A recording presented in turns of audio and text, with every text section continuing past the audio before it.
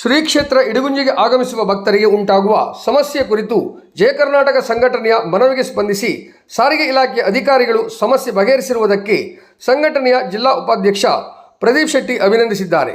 ಹೊನ್ನಾವರ ತಾಲೂಕಿನ ಪುರಾಣ ಪ್ರಸಿದ್ಧ ಶ್ರೀ ಕ್ಷೇತ್ರ ಇಡಗುಂಜಿಗೆ ಪ್ರತಿನಿತ್ಯ ಸಾವಿರಾರು ಭಕ್ತರು, ಸ್ಥಳೀಯ ಸಾರ್ವಜನಿಕರು ಹಾಗೂ ಶಾಲಾ ಕಾಲೇಜು ವಿದ್ಯಾರ್ಥಿಗಳು ಪ್ರಯಾಣ ಮಾಡುವಾಗ ಈ ಹಿಂದೆ ಅನಿಲ್ಗೋಡ್, ಕೊಡಾಣಿ, ಮಾಗೋಡ್, ನಗರಬಸ್ತಿ ಕೇರಿ ಭಾಗಕ್ಕೆ ತೆರಳುವ ಕೆಎಸ್ಆರ್ಟಿಸಿ ಬಸ್ಗಳು ಇಡಗುಂಜಿ ದೇವಸ್ಥಾನದ ಕಲ್ಯಾಣ ಮಂಟಪದ ಹತ್ತಿರ ಇರುವ ಬಸ್ ನಿಲ್ದಾಣಕ್ಕೆ ಆಗಮಿಸಿದೆ.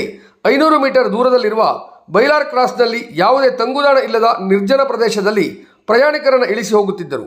ಗ್ರಾಮಸ್ಥರು ಹಾಗೂ ಗ್ರಾಮ ಪಂಚಾಯತ್ ವತಿಯಿಂದ ಹಲವು ಬಾರಿ ಮನವಿ ನೀಡಿದರೂ ಪ್ರಯೋಜನವಾಗಿರಲಿಲ್ಲ. ಈ ಬಗ್ಗೆ ಸ್ಥಳೀಯ ಗ್ರಾಮಸ್ಥರು ಸಂಘಟನೆ ಗಮನಕ್ಕೆ ತಂದಾಗ ಸಮಸ್ಯೆ ಅರಿತು ಸಾರಿಗೆ ಇಲಾಖೆ ಅಧಿಕಾರಿಗಳಾದ ಕೆ ಶ್ರೀನಿವಾಸ್ ಇವರೊಂದಿಗೆ ಚರ್ಚೆ ನಡೆಸಿದರು. ಇಡಗುಂಜಿ ಸಿಟಿ ಬಸ್ಗಳು ಮಾತ್ರ ಈ ನಿಲ್ದಾಣಕ್ಕೆ ಬಂದು ಹೋಗುತ್ತಿವೆ.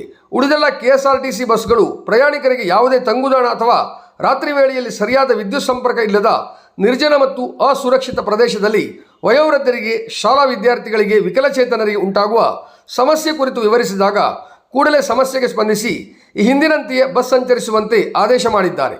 ಗ್ರಾಮಸ್ಥರು ಹಾಗೂ ಪ್ರವಾಸಿಗರಿಗೆ ಉಂಟಾಗುತ್ತಿರುವ ಸಮಸ್ಯೆ ಬಗೆಹರಿಸಿದ ಸಂತೃಪ್ತಿ ಸಂಘಟನೆಗೆ ಇದ್ದು ಇದೇ ರೀತಿ ಜನಪರ ಕಾರ್ಯ ಸಂಘಟನೆ ಮಾಡುತ್ತಿದೆ ಎಂದು ಪ್ರದೀಪ್ ಶೆಟ್ಟಿ ತಿಳಿಸಿದ್ದಾರೆ.